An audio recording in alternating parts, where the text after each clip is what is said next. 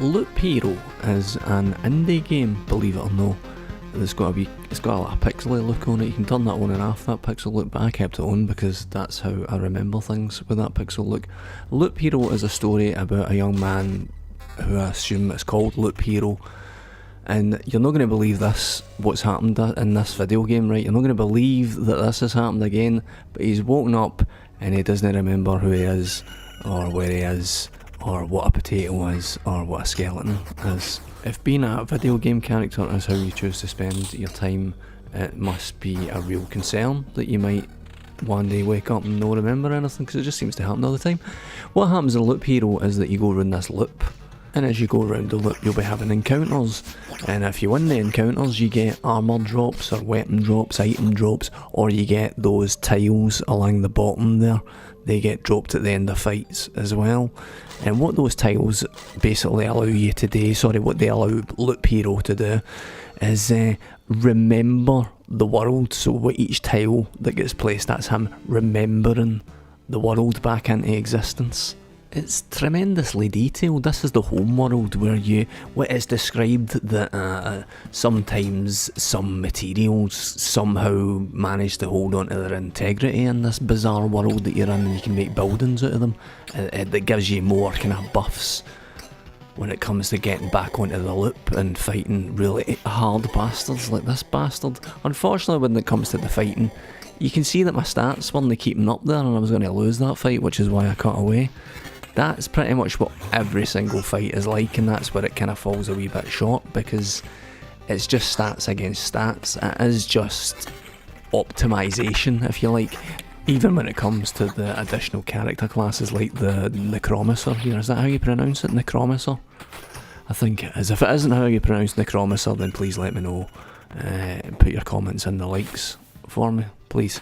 Even when it comes to the different character classes like the Necromancer, you are just building stats. It's just numbers. You need bigger numbers than his numbers. I've got the CRT effect off there as well, as you can see there. There's no CRT. Doesn't it look as good? The reasons why you want to be playing this is because it looks really nice and it's got a dynamite wee atmosphere of its own. It's got a kind of 7 AM on a Saturday morning feel to it. But the thing is, it does have to be mentioned that you're kinda hardly doing anything a lot of the time. You do occasionally pause, like I'm doing right now, to consider whether to swap something out, but a lot of the time you're just letting it run the game. There's just about enough things to keep you interested. Just about enough things to interact with, just about. But as I say, what you're playing for is the atmos and the lovely icons and the great music.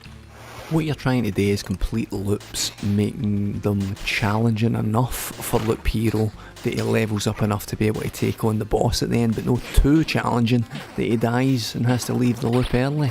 It can be frustrating because it is sometimes as simple as you don't get a drop that you need. You don't get something good enough to be able to get to the end.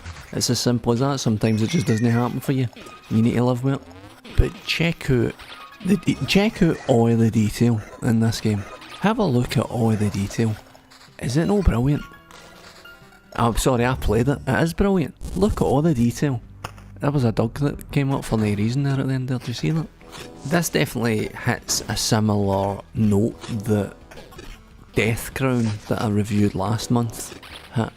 It's getting a lot of nostalgia twangs from me, and the way as I say, you've just about got enough today, and it's got you locked in, and you're enjoying the atmos. It's a cracker. I really like it. I appear to be very willing to invest in that black screen, chunky graphic aesthetic. I seem to be well up for that, and it's, to be honest, a bit of a bonus to me to have hardly anything to do in a game.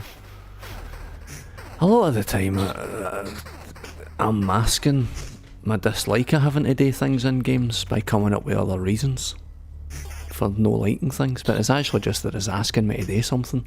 This is nice, it hardly asks you to do anything. If 4/4, the company that made this game, had somehow managed to make the combat deeper, it would have been an astonishing game. As it is, it's just really brilliant, and I think you should give it a go. Can't believe I got through all of that without saying Dark Souls.